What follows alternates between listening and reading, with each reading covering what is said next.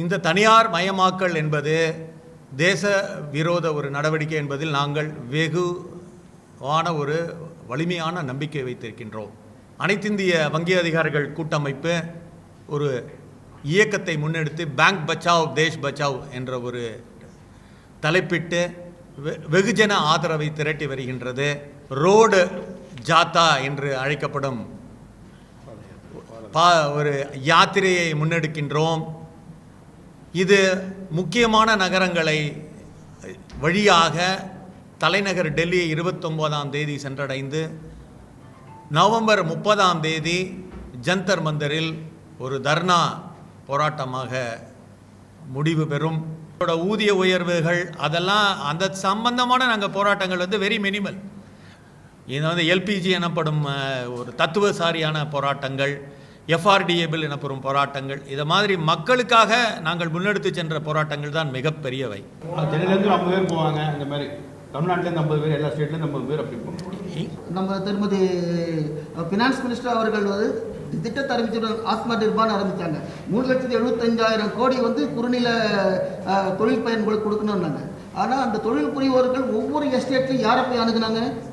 அவங்க வச்சிருக்கிற பேங்க் வச்சிருக்கக்கூடிய பொதுத்துறை வங்கிகள் கிட்ட தான் போய் பேசினாங்களே தவிர தனியார் மயமாக்கல் துறையில் யாருமே வாங்கல. 3,75,000 கோடி நம்மளுடைய ஃபினான்ஸ் மினிஸ்டர் அனௌன்ஸ் பண்ணுறாங்க, இவ்வளோ பண்ணியிருக்காங்க. நம்ம பிரதம மந்திரியும் பெருமையாக பேசிட்டார். ஆனால் 3,75,000 கோடியை கொடுத்த மக்கள் யார்? 2,98,000 கோடி கொடுத்தது மக்கள், பொதுமக்களுக்கு கொடுத்தது பொதுத்துறை வங்கிகள். இப்போ சொல்றதுன்னா 83 கோடி ரூபாய் பொதுமக்களுடைய பணம் இருக்கின்றது. இந்த பணத்தை பாதுகாக்க வேண்டும் என்பதற்காக தான் நாம் இந்த குரல் கொடுத்துட்டு இருக்கோம். தாதானியா இருக்கட்டும், அம்பானியா இருக்கட்டும், ரிலையன்ஸ் ஆகட்டும், யாரா மிட்டலா யாரா வேணா இருக்கட்டும், தகுதி வாய்ந்த ஒரு திறமை வாய்ந்த ஒரு தொழிலுக்கு இவர்களை எல்லாம் விட்டு இவர்களுக்கு தான் இந்த லோன் கொடுக்கணும், அதுக்கு நாங்கள் உத்தரவாதம் கொடுக்குறோம் இந்த அரசாங்கம் சொல்லியிருந்தா இந்த நிறுவனங்கள் என்ன பண்ணியிருக்காங்க? அவங்களுக்கு கொடுத்துருப்பாங்க. அது காங்கிரஸ் கவர்மெண்ட்டாக இருக்கட்டும், எந்த கவர்மெண்ட்டாக சரி, எல்லாருக்குமே தெரியும். எல்லாருமே படித்திருக்க எல்லாரும் எப்படி வராக்கணும் வசூலிக்க தெரியும். நாம எங்களுக்கு தள்ளுபடி பண்ணுவோம். எத்தனை விதமான தள்ளுபடி, கடன் தள்ளுபடி, பயிர் கடன் தள்ளுபடியே இருக்கும். சொன்ன அடுத்த நாள் இங்க பண்ணிக்கிட்டு இருக்காங்க. பொதுத்துறை மட்டும்தான் இதை பண்ண முடியும். கடந்த ஆண்டு பட்ஜெட் நிதிநிலை அறிக்கையின் பொழுது ஒன்றிய அரசாங்கமானது 2 பப்ளிக் செக்டார் பேங்க்ஸ் இந்த நிதியாண்டிலே தனியார் மயமாக்கப்படும் என்ற திகைப்பான ஒரு அறிக்கையை வெளியிட்டு அதற்கான ஒரு ஆயுத்த வேலைகளை செய்து கொண்டிருக்கும் வேளையிலே அகில இந்திய வங்கி அமைப்பு அதிகாரிகள் கூட்டமைப்பானது இது நாட்டிலே பப்ளிக் செக்டார் பேங்க்ஸ் எனக்கூடும் கவர்மெண்ட் ஓன்ஸ் பப்ளிக் செக்டார் பேங்க்ஸில் வேலை பார்க்கக்கூடிய 68% ஊழியர்கள் எங்களது உறுப்பினராக உள்ளார்கள். நாங்கள் கடந்த காலங்களிலே இது மாதிரியான வெகுஜன விரோத அரசாங்க முன்னெடுப்புகளை போராட்டங்கள் மூலமாக தடுத்து ஆட்கொண்டிருக்கின்றோம். எஃப்ஆர்டிஏ பில் எனப்படும் ஒரு மிகப்பெரிய ஒரு பில்லை வங்கி ஊழியர்கள் நாங்கள் எதிர்ப்பை முன்னெடுத்த காலத்தால் வெகுஜன ஆதரவை திரட்டி முன்னெடுத்த காரணத்தினால் அது தடுத்து நிறுத்தப்பட்டது, வாபஸ் பெறப்பட்டது.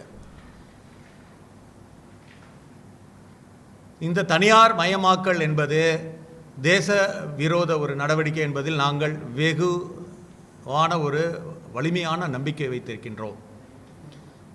உங்களுக்கெல்லாம் தெரியும், 1969ஆம் ஆண்டிலே 14 வங்கிகள் தேசியமயமாக்கப்பட்டது. 1980 6 வங்கிகள் தனியாரிடமிருந்து பொது துறைக்கு கொண்டு வரப்பட்டது. கடந்த காலத்திலே மெர்ஜர் எனப்படும் ஒரு ப்ராசஸின் மூலமாக இந்த பப்ளிக் செக்டார் பேங்க்ஸ் எண்ணிக்கை குறைக்கப்பட்டது. இந்த நாட்டிலே the economic progress of the country has been a very fast and rapid only after the banks were nationalized.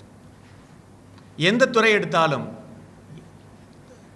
Individual R public infrastructure, இந்த மணி லெண்டர்ஸிலிருந்து ஒரு ரூரல் பாப்புலேஷனை நாங்கள் விடுதலை பண்ணது எல்லாமே இப்போ நம்ம பப்ளிக் செக்டார் பேங்க்ஸோட பங்களிப்பு ஒரு impressive contribution we have made for the growth of the country.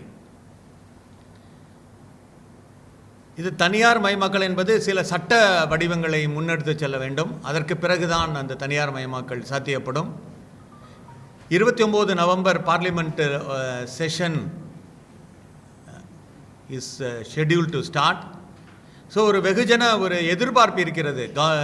அரசாங்கம் இது சட்ட வரவை தாக்கல் செய்யக்கூடும் என்பதால் அனைத்திந்திய வங்கி அதிகாரிகள் கூட்டமைப்பு ஒரு இயக்கத்தை முன்னெடுத்து பேங்க் பச்சாவ் தேஷ் பச்சாவ் என்ற ஒரு தலைப்பிட்டு வெகுஜன ஆதரவை திரட்டி வருகின்றது.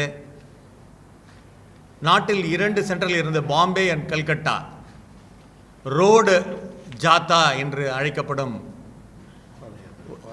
ஒரு யாத்திரையை முன்னெடுக்கின்றோம். இது முக்கியமான நகரங்களை வழியாக தலைநகர் டெல்லியை 29ஆம் தேதி சென்றடைந்து நவம்பர் 30ஆம் தேதி ஜந்தர் மந்தரில் ஒரு தர்ணா போராட்டமாக முடிவு பெறும். நடந்து முடிந்த விவசாயிகள் போராட்டம் இந்த நாட்டிலே ஒரு மிகப்பெரிய நம்பிக்கையை ஏற்படுத்தி இருக்கிறது. இந்த அரசாங்கமானது அவர்கள் நினைக்கும் திட்டங்களை என் செய்தாலும் நிறைவேற்றி விடுவார்கள் என்று ஒரு வெகுஜன நம்பிக்கையை தகர்த்தெறிந்து இந்த அரசாங்கமானது வெகுஜன அபிப்பிராயத்தை கேட்டு நடக்கும் என்ற ஒரு நம்பிக்கையை ஏற்படுத்தி இருக்கிறது. ஜனநாயகத்தின் மீது நமக்கு எல்லோருக்கும் ஒரு நம்பிக்கையை வலுப்பெற்று இருக்கிறது என்று கூறினால் அது மிக இல்லை. உங்களது ஊடகத்தின் வாயிலாக ஒரு வெகுஜன அபிப்பிராயத்தை உருவாக்கி இந்த தனியார் மயமாக்கலை தடுத்து நிறுத்த நாங்கள் ஆதரவு கேட்டுதான் என்ற பிரஸ் மீட்டை இங்கே ஏற்பாடு செய்து கொண்டிருக்கிறோம். Tamil Nadu chapter of all India bank officers confederation has arranged for this impressive press meet. And we request you all to marshal your resources in support of the bank officers movement, trade union. Thank you. இப்போ November 30ஆம் தேதி வங்கிகள் இயங்காதா? இது strike கிடையாது. இது ஒரு தன்னார்வலர்கள் ஒரு trade union representatives they will converge on a dharna program. It's only for about 2 hours over there. அது very regulated environment. Probably 2 to 3 hours we will have a dharna program wherein the representatives from the fraternal organization, trade union, farmers movement, they will come and address. சென்னையில இருந்து ஒருத்தர் டெல்லியில போய் கலந்துக்கிறாருன்னு வச்சுக்கோங்களேன். 10 பேர் ஒரு பிரான்ச்ல இருந்து போயிட்டாங்கன்னா ஒரே பிரான்ச்லேருந்து போக மாட்டாங்க. See, whenever bank officers trade யூனியனை பொறுத்த வரைக்கும் பார்த்தீங்கன்னா கடந்த காலத்தில் நாங்கள் முன்னெடுத்தின போராட்டங்கள் எல்லாமே பப்ளிக்காக தான். எல்லாமே பப்ளிக். எங்களோட ஊதிய உயர்வுகள் அதெல்லாம் அந்த சம்பந்தமான நாங்கள் போராட்டங்கள் வெரி மினிமல். இது எல்பிஜி எனப்படும் ஒரு தத்துவசாரியான போராட்டங்கள், எஃப்ஆர்டிஏ பில் எனப்படும் போராட்டங்கள், இதை மாதிரி மக்களுக்காக நாங்கள் முன்னெடுத்து சென்ற போராட்டங்கள் தான் மிகப்பெரியவை. இது கிட்டத்தட்ட as you rightly said ஒரு 10 பேர், it will not be from the same branch, it will be from different branches, different banks. இது ஒரு federation of the trade unions. இப்போ ஐஓபியில் ஒரு ட்ரேட் யூனியன் இருக்கும், ஸ்டேட் பேங்க்கில் ஒரு ட்ரேட் யூனியன் இருக்கும். we are all affiliated to IBOC, so it will be some representative from certain banks, so that public services will not suffer in any manner. சென்னையிலேருந்து 50 பேர் போவாங்க. இந்த மாதிரி தமிழ்நாட்டிலேருந்து 50 பேர், எல்லா ஸ்டேட்லேருந்து 50 பேர் அப்படி போகணும். தமிழ்நாடு சாப்டர்ல இருந்து எவ்வளவு தடவை நீங்க பார்ட்டிசிபேட் பண்றீங்க? உங்க பிரான்ச்சுகள் எல்லாமே ஆயிரக்கணக்கான கஸ்டமர்ஸ் இருக்காங்க. இவங்க எல்லாம் எப்படி உங்களுக்கு கோஆபரேட் பண்றாங்க? அவங்க எல்லாம் உங்களோட ஃபாலோ வராங்களா? உங்களுடைய நடவடிக்கை பப்ளிக் பெரிய அளவில் ஒரு நல்ல ஒப்பீனியன் உங்களுக்கு இல்லை. பப்ளிக் யாரை கேட்டாலும் இவங்க பேங்க் தான் பண்ணுவாங்க மாதிரி. ஈவன் ஆர்பிஐ சொன்ன ரூலை கூட நீங்க ஃபாலோ பண்ணலைங்கிற மாதிரி எல்லாம் ஒரு பப்ளிக் ஒப்பீனியன் இருந்துட்டு இந்த நிலைமையில இந்த மாதிரி இதெல்லாம் எப்படி பப்ளிக் ரீச் ஆகும்? அதாவது சார், பேங்க்குங்கிறது ஒரு சர்வீஸ் இண்டஸ்ட்ரி. ஒரு சர்வீஸ் இண்டஸ்ட்ரினால கிட்டத்தட்ட ஒரு நாளைக்கு அப்ராக்சிமேட்லி ஸ்டேட் பேங்க் மாதிரியான ஒரு பெரிய வங்கிகள் எல்லாம் கிட்டத்தட்ட 1 லட்சம் பேருக்கு மேலே டெய்லி சர்வீஸ் கொடுக்குறாங்க. So as you rightly said, there may be some aberrations, but there is always scope for improvement. We are continuously improving ourselves. இன்னொன்று என்னென்னா, ஃபார் எக்ஸாம்பிள் நீங்கள் பார்த்தீங்கன்னா 87.6 lakh crore of deposit is in the system, banking system as on 31/3. அதில் 60.7 lakh crore is only with the public sector banks. அதே மாதிரி பார்த்தீங்கன்னா credit flow of priority sector, farmers, small business, weaker section 60% ஆன கடன் வசதிகள் அவங்களுக்கு through public sector banks தான் போகிறது. அதே மாதிரி நீங்கள் பார்த்தீங்கன்னா இப்போ ஜன்தன் அக்கௌண்ட்ஸுங்கன்னு ஒரு ஏழை ஒரு இன்சூரன்ஸ் சோஷியல் பெனிஃபிட் ஸ்கீம் உள்ள ஒரு எஸ்பி ஸ்கீம் பார்த்திங்கன்னா கிட்டத்தட்ட 98% அந்த வங்கி கணக்குகள் பொதுத்துறை வங்கிகளால் மூலமாகவே திறக்கப்பட்டுள்ளன. So, as you rightly said, there may be dissatisfaction, but we have not lost the confidence of them. சரி, இப்ப மத்திய அரசுடைய தனியார் மயமாக்கலை கண்டிச்சு எல்லாமே போராட்டம் பண்ணிட்டு தான் இருக்காங்க. ரைட்வேஸ் ஆகட்டும், அப்புறம் விமான நிலையம் ஆகட்டும், பொதுத்துறை நிறுவனங்கள் ஆகட்டும், எல்லாத்தையுமே இப்போ சென்னையில் இருக்கிற இந்த ஆவடி டேங்க் ஃபேக்டரி இதெல்லாம் கூட தனியார் மயமாக ஆக்கிற மாதிரியான நடவடிக்கை தான் அவங்க இருக்காங்க.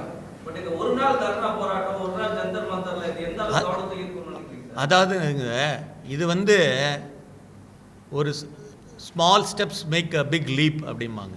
So we are drawing the attention of the people. இப்போ உங்கள் ஊடக சந்திப்பு நடக்குது, we are drawing your attention to the issues.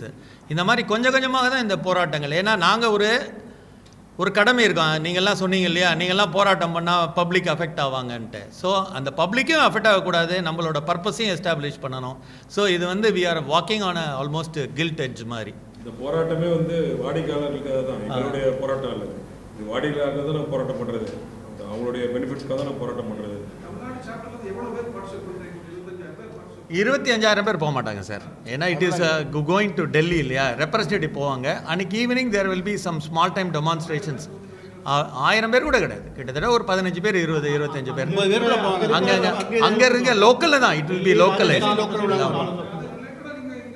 இங்கேயும் அதை ஒரு ஃபோக்கஸாக பண்ணுவாங்க, எங்கேயும் பண்ணுவாங்க. அது போலீஸ் இங்கே சில கொரோனாவை முன்னிட்டு சில கட்டுப்பாடுகள் இருக்கிறதுனால இப்போ எல்லா ஸ்டேட்லேயும் different regulations are there in force. So depending upon the government guidelines will organise.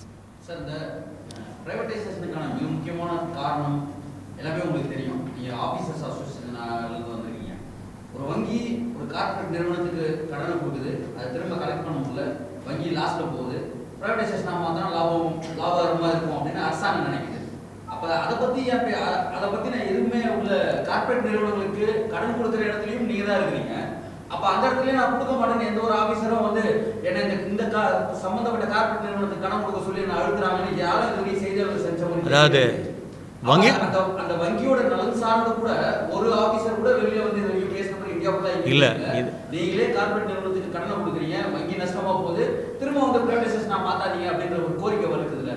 அப்போ அது எந்த இடத்துல தவறு நடக்குது? உங்கள் இடத்துல தான் நடக்குது. இல்லை, நஷ்டங்கிறது மாத்திரம் நாட் அ சிங்கிள் ஆஸ்பெக்ட். ஏன்னா 31(3) பார்த்தீங்கன்னா எல்லா வங்கிகளும் they are reaped net profit. 31(3) of 2021 அனைத்து வங்கிகளும் நிகர லாபத்தில் நடந்து கொண்டு இருக்கின்றன.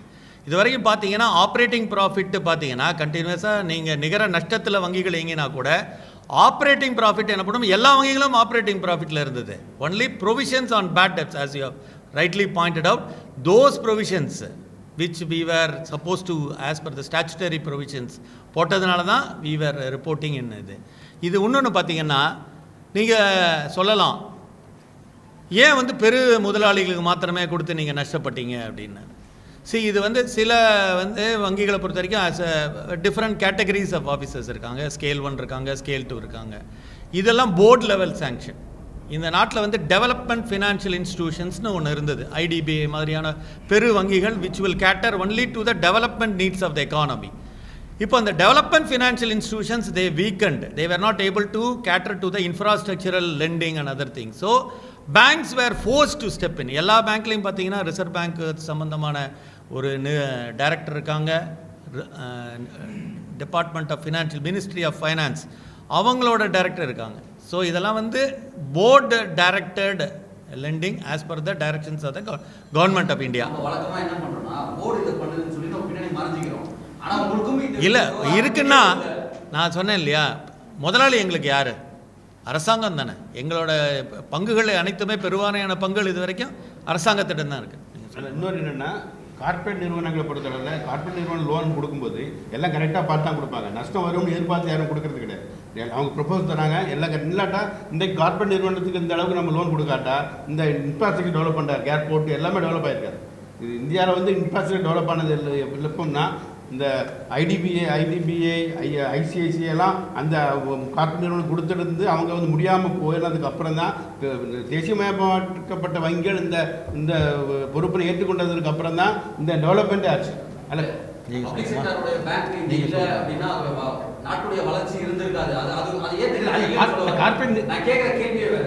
பப்ளிக் செக்டார் பேங்க் வந்து இங்க கண்ணு கொடுக்குறீங்க, இங்க இருக்கக்கூடிய மெட்ரோ ட்ரெயின் வளர்ச்சியா இருக்கலாம், இல்ல ஏர்போர்ட் அத்தாரிட்டியா இருக்கலாம், எல்லாருமே நீங்க கொடுக்குறீங்க, இல்லனே சொல்லல. கார்பரேட் நிறுவனங்களுக்கு கொடுத்து தான் நீங்க திவால் ஆகக்கூடிய நிலைக்கு கொஞ்சம் கொஞ்சமா வந்துகிட்டே இருக்கீங்க. பிரைவேடைசேஷன் ஆகிறதுக்கான காரணம் என்னன்றது உங்களுக்கு நல்லாவே தெரியும். உங்ககிட்ட இருந்து போன பணம் திரும்ப வரல, அதை வந்து அப்படியே கார்பரேட்டுக்கு தள்ளுபடின்றாங்க. ஆனா இங்க கொடுக்குற எஜுகேஷன் லோனுக்கு ரிலையன்ஸ் கிட்ட கொடுத்து அவங்க வசூல் பண்ணுன்னு சொல்லி அழுத்த கொடுக்குறீங்க. இது எல்லாமே உங்களுக்கு தெரிஞ்ச கதை தான். ஆனா உங்களுடைய போராட்டத்துல பிரைவேடைசேஷன் ஆக்கக்கூடாது அப்படின்ற அந்த கோரிக்கை வைக்கிறப்ப இந்த அதே நேரத்துல இந்த கார்பரேட்டுக்கு கொடுத்து நீங்க நஷ்டப்படுத்துறீங்க பேங்க் அப்படின்றத ஏன் மத்திய அரசு வைக்கலன்றது அவங்க கேள்வி. மத்திய அரசுக்கு ஏற்கனவே நடுவிச்ச சட்டத்தில் நீங்க கொடுத்துருக்க இந்த பிரஸ் ரிலீஸ்ல லீடு நீங்க கொடுக்குறப்பவே அதுல ஒரு புள்ளியுமே அதுல இல்ல. strengthening of the recovery laws has been a very consistent demand of the officers. மாத்துங்கன்னு முன்னாடி இன்னைக்கு தேதியில அது பிரைவேட் முன்னாடி நம்ம கொடுத்தோம் சார். இப்போ சொல்லிட்டாங்க. நீங்க ஆரம்பிக்கிற போராட்டத்துல வடிவத்துல முத இடத்துல இன்சியல் ஒரு குழந்தை பிறக்கிறப்பன்னு கேக்குறேன். இல்லைங்க, அதாவது இந்த போராட்டத்தில் முக்கியமான த்ரஸ்ட் பாயிண்ட்ஸ் தான் அதில் இருக்குது. ரெக்கவரி லாஸ், என்சிஎல்டிலாம் ஹேர் கட்டுங்கிற விதத்தில் பார்த்தீங்கன்னா ஒரு 100 ரூபாய்க்கு 18 ரூபா தான் ரெக்கவரியாக வருது.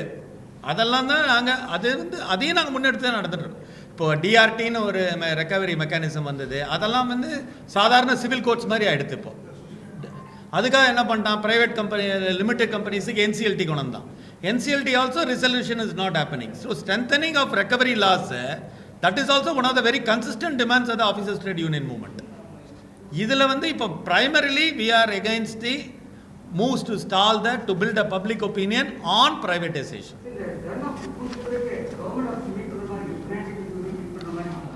அதுவும் உண்டு sir. we have asked for appointment.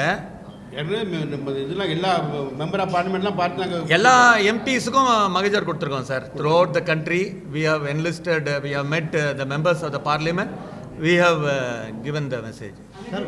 ஆம் சார், வங்கியை தனியார் மயமாக்க கூடாதுன்ற பிரதான கோரிக்கை இதில் என்னன்னா, சாதாரண மக்களுக்கு வங்கி சேவை பொதுத்துறை வங்கிகள் மூலம் தான் கிடைக்குது.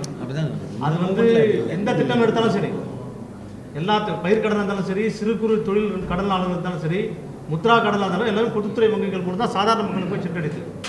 இந்த பிரைவேட் வங்கிகளான HDFC பேங்கோ ICICI பேங்கோ சாதாரண மக்களுக்கான சேவைகளை எக்ஸ்டெண்ட் பண்ணுறதில்ல. அவங்களுடைய கஸ்டமர் பேசஸ் டிஃப்ரெண்ட்.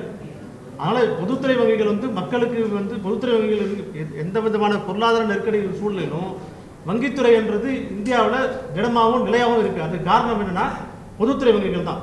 ஃபாரினில் வந்து எல்லா பேங்க்கும் ஃபெயில் ஆகும்போது கூட இங்கே வந்து வங்கிகள் ஃபெயில் ஆகலை.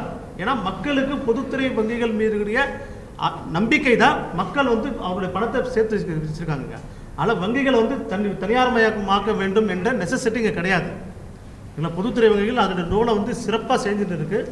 இவங்க வந்து இப்போது ஒரு ஆக்சிஸ் பேங்க்கில் ஏதாவது ப்ராப்ளம்னா மக்கள் உடனே பணத்தை அவங்க தேடி விடுவாங்க, உடனே வித்ரா பண்ணுவாங்க. ஆனால் பப்ளிக் செக்டார் பேங்கை பொறுத்தவரை எப்பயுமே வந்து மக்களுக்கு வந்து இது வந்து அரசாங்கத்துடைய வங்கி, என்னுடைய பணம் வந்து இங்கே பாதுகாப்பாக இருக்கும் என்ற நம்பிக்கையோடு இதனால வங்கிகள் வந்து ஸ்ட்ராங்காக இருக்குது. வங்கிகள் தொடர்ந்து சாதாரண மக்களுக்கான சேவைகளை தொடர்ந்து செஞ்சுட்டு இருக்குது. நீங்கள் கேட்ட மாதிரி அந்த ப்ரைவேட் ஆளுங்களுக்கு, லார்ஜ் கார்பரேட்ஸ்க்கு எக்ஸ்டெண்ட் பண்ண லோனை திரும்பி ரெக்கவரி பண்ணணும், அந்த லாஸை ஸ்ட்ரென்தன் பண்ணணுன்றது எங்கள் டிமாண்ட். அதாவது IBC இன்சால்வன்சி பேங்க்ரப்சி கோடு இவால்வ் பண்ணதில் அதனுடைய ரெக்கவரி பர்சன்டேஜே வந்து 25% தான். 75% சாக்ரிஃபைஸ் ஆகுது பேங்க்கில். அதே எங்களோட டிமாண்டு. நீங்கள் வந்து லாவை ஸ்ட்ரிஞ்சன்ட் லாவை எடுத்து வாங்க, அவங்கள அரெஸ்ட் பண்ணுங்கள், அவங்களே வந்து இது மூலம் கம்பெனியை வாங்கக்கூடாது, இந்த மாதிரி லாவை என்ஃபோர்ஸ் பண்ணுங்கன்னு அதுவே எங்களோட பிரதான கோரிக்கை. ஏன்னா இது மக்கள் பணம், மக்கள் பணத்தை எல்லாரும் கொடுக்கும்போது அதை வசூல் பண்ணுற கடமையே எங்களுக்கு இருக்குது. அதனால் இந்த லாஸை ஸ்ட்ரென்தன் பண்ணணுன்றது தான் எங்களுடைய பிரதான கோரிக்கையும். இப்போ இவங்களுக்கு வந்து லோனுக்கு பாரர்ஸ்க்கு கடனை கொடுத்துட்டு அவங்க வந்து ஒரு மாதம் கட்டாமல் போனான். ஆனால் டெபாசிட்டர்ஸ் வந்து எங்களை கேட்கும்போது நாங்கள் உடனே கொடுத்தாகணும். பணம் வெளியே போயிருக்கு, கொடுக்க முடியாது சொல்ல முடியாது.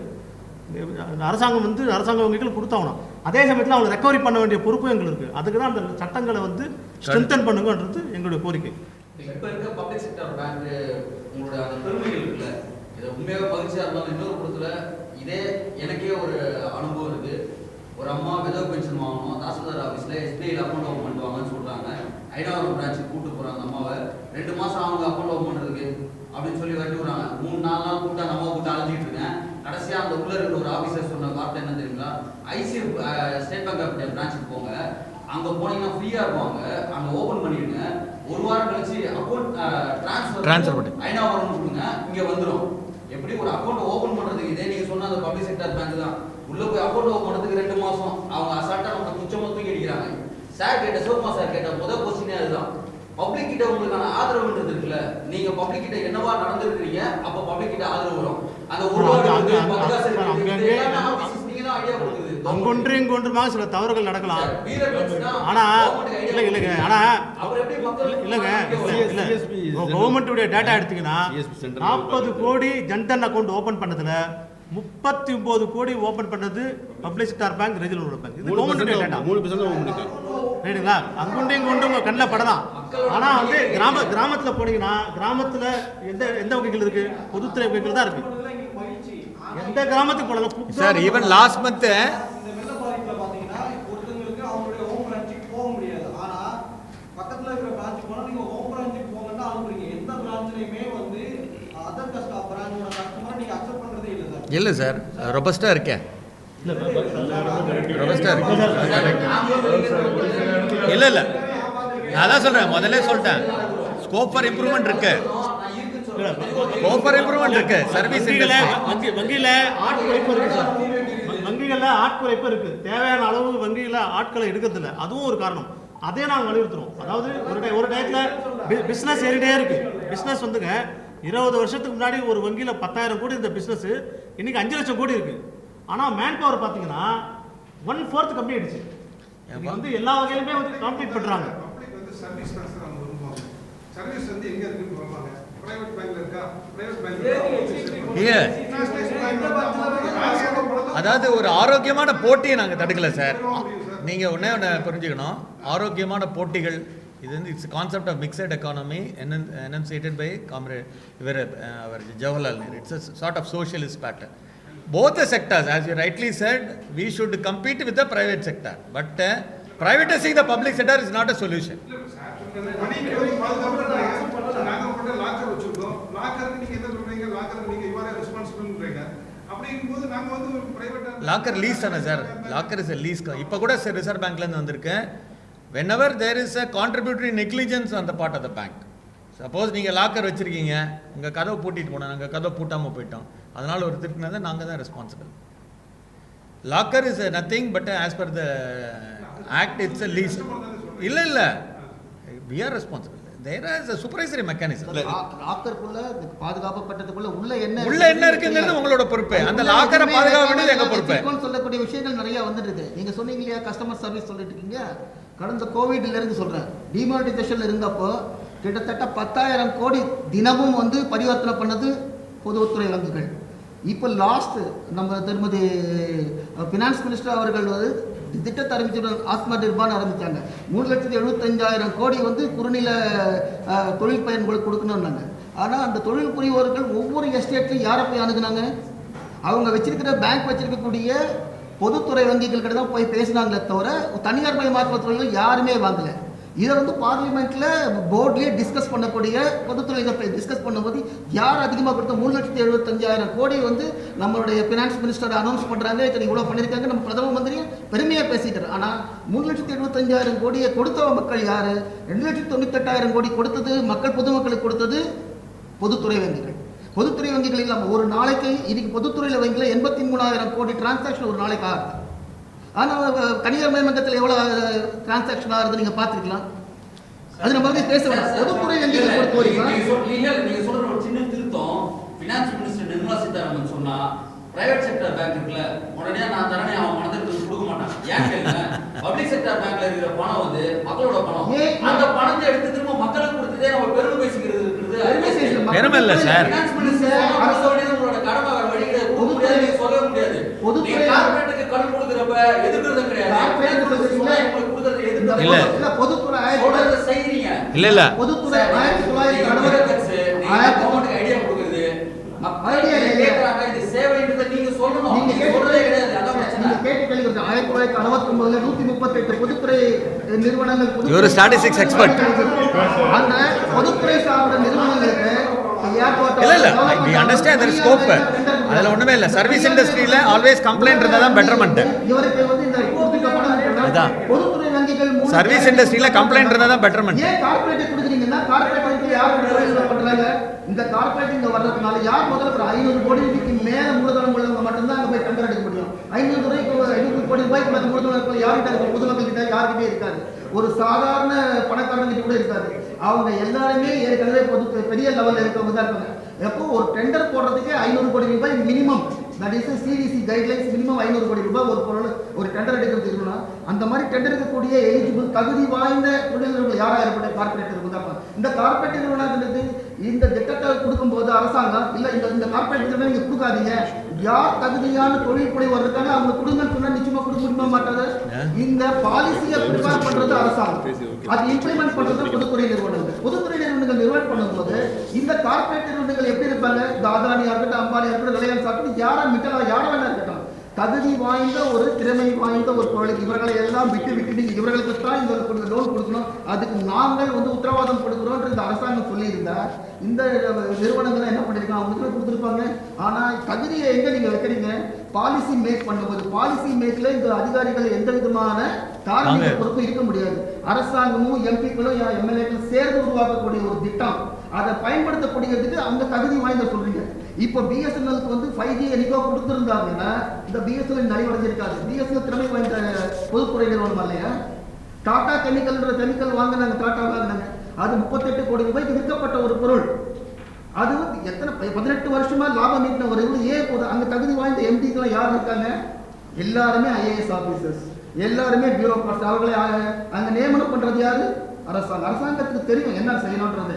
ஆனா எல்லா திட்டங்களும் தடை, எல்லா இன்ஃப்ராஸ்ட்ரக்சர் டெவலப்மெண்ட்டும் 20 வருஷம் 25 வருஷம் கொடுக்கப்பட்ட கால திட்டத்துக்குள்ள ஏன் அதெல்லாம் முடிய மாட்டேங்குது? ஒரு திட்டம் கூட முடிஞ்சிருக்கா இந்தியால? எந்த திட்டமும் முடியறது இல்லை. ஒவ்வொரு பாலிசி மாறுகின்ற பொழுது, ஒவ்வொரு திட்டங்கள் மாறுகின்ற பொழுது அதற்குரிய தடைகள் வருது. தடைகளை பார்க்கும்போது இந்த பணம் வாரா பணமா இருக்கும். அவன் நேற்று வரைக்கும் நல்ல தொழில் அதிபராக இன்னைக்கு நலிஞ்சு அடையும் கிட்ட வாங்கும்போது அடுத்த ஒரு ஆள் கொடுக்கும்போது அரசாங்கம் என்ன சொல்றது? இல்ல நாங்க இந்த ஸ்கீம் ரீஸ்ட்ரக்சரிங் ஸ்கீம் கொண்டு வரோம். நம்பிக்கையின் அடிப்படையில் மீண்டும் அவர்களுக்கு கடன் கொடுக்க வேண்டியது. இந்த நிர்பந்தம் எங்கிருந்து வருது? அரசாங்கத்தில் வருது. அரசாங்கத்துடைய பாலிசியை நாம் இம்ப்ளிமெண்ட் செய்வது அதிகாரிகளுடைய கடமையா இருக்கும். அதிகாரிகளுக்கு இருக்கிற கடமையில என்ன சொல்றதா? நீங்க சொல்றது பாலிசி தப்புன்னு போய் வாதாட முடியும். மக்களுடைய பணம் மக்களுக்கு சேர வேண்டும் என்ற ஒரு காரணத்துல நீங்க சொன்னீங்க எஜுகேஷனல் லோன் சொன்னீங்க. இந்த எஜுகேஷன் லோன் ரிலையன்ஸுக்கோ இல்லை ஏஆர்சி வரும் வசிக்கக்கூடிய திட்டங்களை உருவாக்குற திட்டம் போட்டது யாரு? அரசாங்கம் தானே. அரசாங்கம் இந்த திட்டம் போடாம அந்த ஏஆர்சி கான்செப்டே வந்திருக்காது, ஐடிசி கான்செப்டே வந்திருக்காது. எந்த திட்டங்கள் போடும்போது அதுல ஒரு ஓட்டைகளை வைத்துக் கொண்டே இருக்கிறார்கள். சட்டம் இயற்றுபவர்களுக்கு தெரியும் இந்த சட்டம் இம்ப்ளிமெண்ட் பண்ண முடியாதுன்னு தெரியும். அந்த இம்ப்ளிமெண்ட் பண்ண முடியாத சட்டத்தை ஏன் கொண்டு வராங்க பார்லிமெண்ட்ல? அது சாதாரண பொதுமக்கள் வங்கி அதிகாரிகளோட போய் பேசக்கூடிய விஷயமா? மெஜாரிட்டி தன்னுடைய இருக்கிற மெஜாரிட்டின்ற காரணத்துக்காக கொண்டு வந்த சட்டங்களை வச்சுட்டு அது காங்கிரஸ் கவர்மெண்டா இருக்கட்டும், எந்த கவர்மெண்ட் சரி எல்லாருக்குமே தெரியும். எல்லாருமே படித்தவர்கள் எல்லாரும் எப்படி வாராக்கணும் வசூலிக்க தெரியும். நாம எங்களுக்கு தள்ளுபடி பண்ணுவது தள்ளுபடி கடன் தள்ளுபடி பயிர்கடன் தள்ளுபடியே சொன்ன அடுத்த நாள் இங்க பண்ணிக்கிட்டு இருக்காங்க. பொதுத்துறை மட்டும்தான் இதை பண்ண முடியும், வேற யாராலையும் பண்ண முடியாது. இப்ப சொல்றது 83 கோடி ரூபாய் பொதுமக்களுடைய பணம் இருக்கின்றது. இந்த பணத்தை பாதுகாக்க வேண்டும் என்பதற்காக தான் நாம இந்த குரல் கொடுத்துட்டு இருக்கோம். இது தனியார் மயமாக்கம் பண்ணா குளோபல் ட்ரஸ்ட் பேங்க் நம்மளுடைய முன்னாள் முதல்வர் ஆரம்பிக்க வைத்த பேங்க் 5 ஆண்டுகளில் இந்த பேங்க் மூடினாங்க. டைம்ஸ் பேங்க் என்னாச்சு? இன்னைக்கு எஸ் பேங்க் என்னாச்சு? பொதுத்துறை இன்னைக்கு இருக்கக்கூடிய தனியார் மயமாக்கும் அத்தனை வங்கிகளிலும் பொதுத்துறை வங்கிகளில் இருக்கக்கூடிய டிஎம்டிஸ் தான் இன்னைக்கு சேர்மனா போய் உட்கார்றாங்க. ஏன்? இந்த நிர்வாகத்தை தன்னுடைய எக்ஸ்பீரியன்ஸ்னால நிலைநிறுத்த முடியும் என்ற நம்பிக்கை. அதுவும் பொதுமக்களுடைய பணம் தான் இருக்கு. தனியார் மயத்தில் யாருடைய பணம் இருக்கு? பொதுமக்களுடைய பணம் தானே இருக்கு. அவர்களுக்காக சேர்ந்துதான் இந்த போராட்டங்களை நடத்திட்டு இருக்காங்க. இது வங்கி அதிகாரிகளுடைய வாழ்வாதாரத்தை பாதுகாப்பதற்காக அல்ல. பொதுமக்களுக்கு சிறு குறு கடன் தொழில் பண்ணி இன்னைக்கு ஒரு 10 லட்சம் ஒரு சாதாரண விவசாயி போய் கேட்ட கொடுக்க முடியல. அந்த திட்டங்கள் போட்டது யாரு? பேங்கா இல்ல. எல்லாமே policy document made by the government of India. ஒரு ரிசர்வ் பேங்க்கும் ஒரு சொல்லக்கூடிய விஷயங்களை நம்ம இம்ப்ளிமெண்ட் பண்றோம். we are only an implementing agency. அதனால தான் நீங்க கேட்ட முதல் கேள்விக்கு நம்மளால எதிர்த்து கேள்வி கேட்க முடியாத ஒரு காரணம். தமிழக முதல்வர் நீங்க சொன்னாலும் அது இம்ப்ளிமெண்ட் பண்றது அரசாங்க அதிகாரிகளுடைய வேலை. நீங்க போட்ட பாலிசி தப்புன்னு சொல்ல முடியாது. அதுக்கு சொல்றதுதான் மக்களால் தேர்ந்தெடுக்கப்பட்ட பிரதிநிதிகள் அங்க இருக்காங்க. அவங்க கேட்க வேண்டிய கேள்வி. So we have represented organized the MPs to go to the parliament to ask in the parliament. ஆனா எந்த ஒரு பாராளுமன்ற உறுப்பினர் கேட்டிருக்காங்க? பாராளுமன்ற தன்னுடைய ஆதாயத்திற்காக கேள்விகளை எழுப்பினார்களே ஒழிய மக்களை சார்ந்த விஷயங்களுக்கான கேள்விகள் எழுப்பப்படவே இல்லை. அதே நேரத்தில் வங்கி ஊழியர்கள் பொதுமக்கள் மேல அவங்க கிட்ட தன்மையா நடந்துக்கிறது இல்லையோ, அப்புறம் அவங்கள அழகடிக்கிறாங்கன்றது கம்ப்ளைண்ட். இல்லைங்க, இப்போ இது ஜெனரலைஸ் பண்ணாதீங்க. நான் முதல்ல சொல்லியிருக்கேன், சில இடத்துல சர்வீஸ் டெஃபிஷியன்சி இருக்குது. இப்போ சரவணா பவன் மாதிரியான தனியார் நிறுவனங்கள் கூட in spite of the banks are private sector banks whom we are equalizing, இல்லை நான் நீங்கள் கேள்வி கேட்டீங்க ஒரு பதில் சொல்ல சந்தர்ப்பம் கொடுக்கலையே. இல்லை, அதில் எதுவுமே நான் தப்பு சொல்ல. தேர் இஸ் ஸ்கோப் ஃபார் இம்ப்ரூவ்மெண்ட்டுங்கிறதுல எந்த வித நாங்கள் மாற்றுக்கருத்தே இல்லை. என்ன அதே மாதிரி நீங்கள் வந்து பொதுத்துறை வங்கிகள் எல்லாமே இந்த மாதிரி தான் வங்கி ஊழியர்கள்தான், அது ஒரு சரியான ஒரு அணுகுமுறை இல்லை.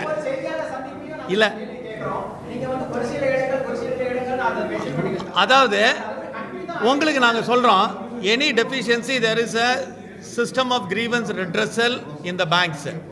I can challenge you that the system of the grievance redressal in the public sector banks is by far the best. ஒத்துக்கிறீங்களா? இல்லை அது விஷயம் சார். அதுக்கு ஒரு ஆர்கிடெக்சர் இருக்குன்னு சொல்கிறேன். அது வேற விஷயம் சார். அணுகுமுறை சார். எல்லாமே வங்கி ஊழியர்கள்ங்கிறது ஒரு மனிதர்கள் தானே, எல்லாருக்கும் ஒரு என்ன, நாங்கள் வந்து we are not made from the sky with a different set of mind இல்லையா இருக்கு. அதுதான், அதை நீங்கள் வந்து ஜெனரலைஸ் பண்ணாதீங்க தான் சொல்கிறோம். I don't say your contention is misplaced, but it is not generalized. It is not everybody like that, sir. Not everybody. பேசிக்கா அவரோட கேள்வி இங்க இருக்கிற கேள்விகளை நீங்க புரிஞ்சுக்கலாம் அப்படின்னா, இந்த பிரச்சனை வந்துட்டு பேங்க்குக்கு மட்டும் இல்லை, எல்லா பொதுத்துறை நிறுவனங்களுமே இதே கேள்வியை சந்திக்குது. நீங்க வந்து எம்ப்ளாயிஸா வரல, ட்ரேட் யூனியனா வரீங்க, அதை நாங்க புரிஞ்சுக்கணும். ஏன்னா ட்ரேட் யூனியனுக்கும் எம்ப்ளாயிஸ்க்கும் டிஃபரன்ஸ் இருக்குன்றதை நம்ம புரிஞ்சுக்கணும். ஆனா என்ன பிரச்சனை வருதுன்னா, நீங்க ட்ரேட் யூனியனா வர்றப்ப மோர் ஒரு எம்ப்ளாயியை விட சுதந்திரமா நீங்க பேச முடியும். ஆனா நீங்க மக்கள் அவுட்ரீச் ப்ரோக்ராம்ஸ்ங்கிறத ஒரு பிரஸ்ஸுக்கே இவ்வளவு உங்களால கம்யூனிகேட் பண்ணதுல இவ்வளவு இருக்கு. உங்களோட அவுட்ரீச் ப்ரோக்ராம்ஸ் எங்க இருக்கு? இப்ப பேங்க்குடைய பீப்புளோட டைரக்டா போகக்கூடிய ஏரியா வைஸோ டிஸ்ட்ரிக்ட் வைஸோ உங்களோட அவுட்ரீச் ப்ரோக்ராம்ஸ் ரொம்ப குறைவா இருக்கு. இதே கேள்விகள் இங்க இருக்கக்கூடிய எல்லா பொதுமக்களுக்கும் இருக்கு. இது ட்ரேட் யூனியன்ஸுக்குன்னே இருக்கக்கூடிய ஒரு டிராபேக் இல்ல. பார்க்க முடியும். நீங்க போய் பல இடங்கள்ல மக்கள் கிட்ட இல்ல எங்களுக்கு இந்த பிரச்சனை இருக்குன்றப்ப மக்களுக்கு உங்களுக்குமான பேரியர் உடையும். ஆபீசர்ஸ்னாலே இந்த மனநிலையில் தான் இருப்பாங்கன்றது பொதுமக்களுடைய பார்வை. இங்க அந்த பார்வை ரிஃப்ளெக்ட் ஆகுது. அதுக்கு தான் வந்து அவ ட்ரேட் யூனியன்ஸ்னுடைய வேலை தான் அதுவே தவிர ஆபீசர்ஸ்னுடைய வேலை அது கிடையாது. உங்களுடைய இன்னுமே அதை செய்யணும்ங்கிறது தான் இங்க இருக்கு. இல்ல அது வந்து இது ஒரு அவுட்ரீச்சே. அதுக்கு தான் இந்த அவுட்ரீச். இது பத்தாது. இட்ஸ் பிகினிங்னு வச்சுக்கோங்களேன். சொன்னீங்க இல்லையா, அவுட்ரீச் ப்ரோக்ராம்ன்றது மத்திய அரசாங்கத்தால் ஏற்படக்கூடிய திட்டம். ஏழை எளிய கிராம மக்கள், படிக்காத மக்களுடைய விழிப்புணர்வுக்காக லிட்டரசி ப்ரோக்ராம் வச்சிருக்காங்க. அது ஒவ்வொரு மாவட்டத்திலையும் ஒவ்வொரு தாலுக்கையும் ஒரு சென்டர் யார் இருக்காங்கன்னு கேட்டீங்கன்னா, ஒரு ஓய்வு பெற்ற பிரின்சிபல் ஆர் ஹெட்மாஸ்டர், அப்புறம் பேங்க் ஆபீசர், இவங்க அடிப்படை சேர்ந்து நடத்தக்கூடிய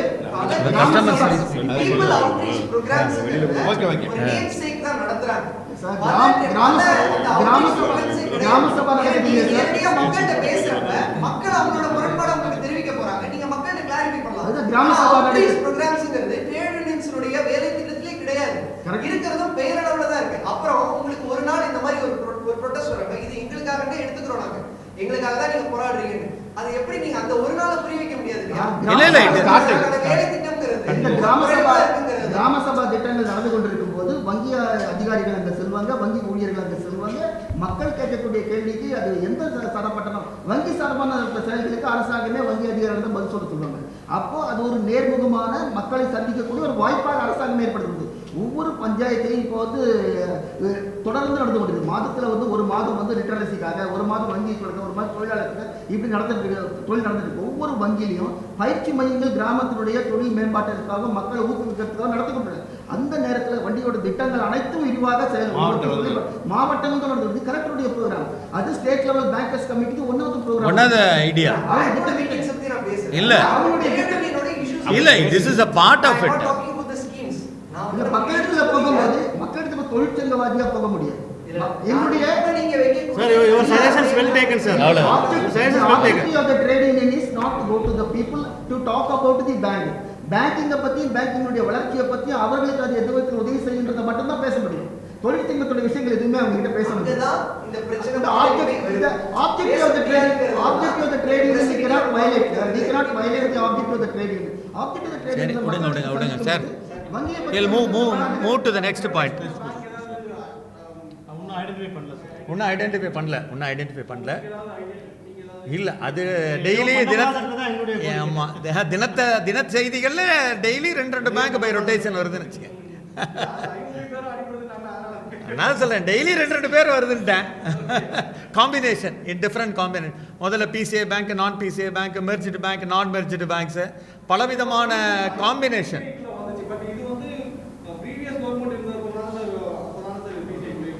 எப்படிங்க? இல்லை, இது வந்து நம்ம வந்து இல்லை பிஜேபி வந்ததுலேருந்து என்ன சொன்னீங்க? It is PCI is nothing but a regulatory concept, sir. Whenever this certain parameters of the banks fall below a certain standards, they will place the banks for a prompt corrective action to increase the surveillance. It is அரசாங்கங்கள் மாறலாம்ல, owner அவங்க தானே, அரசாங்கங்கள் மாறலாம். Sir, வங்கிகள் வந்து கடன் கொடுக்கும்போது சில சமயத்தில் தொய்வு ஏற்படும். அது இந்தியாவுக்கு மட்டும் பொருந்தாது, உலக அளவில் எல்லா கண்ட்ரியுமே வந்து அந்தந்த வங்கிகள் தொய்வடையும் போது கேபிட்டல் இன்க்ரீஸ் பண்றாங்க. ஏன்னா வங்கிகள் வந்து எக்கனாமிக் ஆக்டிவிட்டி, ரோடு ப்ராஜெக்ட்ஸ் சின்ன பிரச்சனை தான். வந்து மணி வந்து சஃபிஷியன்ட் மணி வந்து ஃபில் பண்ணுங்க, இல்லை உங்க மேல ஆக்ஷன் எடுப்பேன்னு சொல்லி ஆர்பிஐ சொல்றாங்க. நீங்க யாரும் செய்யறீங்க? பிரைவேட் பேங்க்ல நீங்க வந்து எனி டைம் நீங்க காசு போட்டீங்கன்னா பணம் வந்து அது என்னன்னா private banks have externalized operations. We are doing it ourselves. Cost இருக்கு இல்லையா, அவங்க ஏடிஎம்மோட நம்பர்ஸ் எங்களோட ஏடிஎம்மோட நம்பர்ஸ்.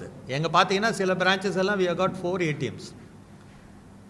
ஸோ இதை வந்து the scales of operation also matters இல்லையா. என்ன we are viewed with the bottom line. இல்லை, நான் சொல்கிறது நீங்கள் சொல்கிறது வெளியிலேருந்து பார்க்குறீங்க, நான் சொல்கிறது இன்ட்ரின்சிக்காக இஷ்யூஸ் என்ன இதில் அப்படின்ட்டு. சரி, எங்கள் பேங்க் எடுத்திங்கன்னா இந்தியன் ஓவர்சீஸ் பேங்க்கில் 3000 சொச்சம் பிரான்ச்சஸ் இருக்குது. ஏடிஎம் ஆல்மோஸ்ட் 3600 ஏடிஎம்ஸ் இருக்குது.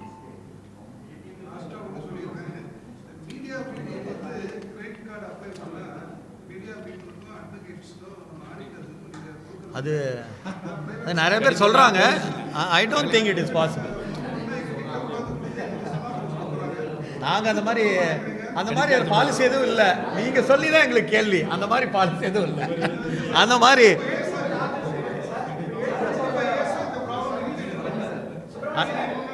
இந்த மீடியா சொல்லி இப்போ தான் கேட்குறேன். அட்வொகேட்ஸ் தான் ரிப்ளை பண்ணுவாங்க. சாராம்சமாக இந்த பிரஸ் மீட்டை நிறைவு செய்ய பேங்க் பச்சாவ் தேஷ் பச்சாவோ என்ற வங்கியை காப்பாற்றினால் தேசத்தை காப்பாற்றலாம் என்ற அகில இந்திய வங்கி அதிகாரிகள் சங்கத்தின் கூட்டமைப்பின் சார்பாக முன்னெடுத்து செல்லக்கூடிய போராட்டங்கள் 25 நவம்பர் கல்கத்தா மற்றும் பாம்பேயிலிருந்து ரோடு யாத்ரா மூலமாக பல்வேறு நகரங்களை சென்றடைந்து மக்களிடம் ஆதரவு திரட்டி 30/11/2021 ஜந்தர் மந்தரில் ஒரு தர்ணா போராட்டமாக நிறைவு பெறும். இந்த போராட்டமானது அரசாங்கத்தின் முயற்சியான தனியார் பொதுத்துறை வங்கிகளை தனியார் மயமாக்குவதை எதிர்த்து தொடங்கப்பட்டு இது வெகுஜன ஆதரவை திரட்டும் நோக்கிலே விவசாயிகள், ஃபெடரல் ட்ரேட் யூனியன்ஸ் மற்றும் பாமரர்களின் ஆதரவை கேட்டு இந்த அமைப்பு முன்னெடுத்து செல்லும் போராட்டம். இதுக்கு உங்கள் ஆதரவை வழங்குமாறு தாழ்மையுடன் கேட்டுக்கொள்கிறேன்.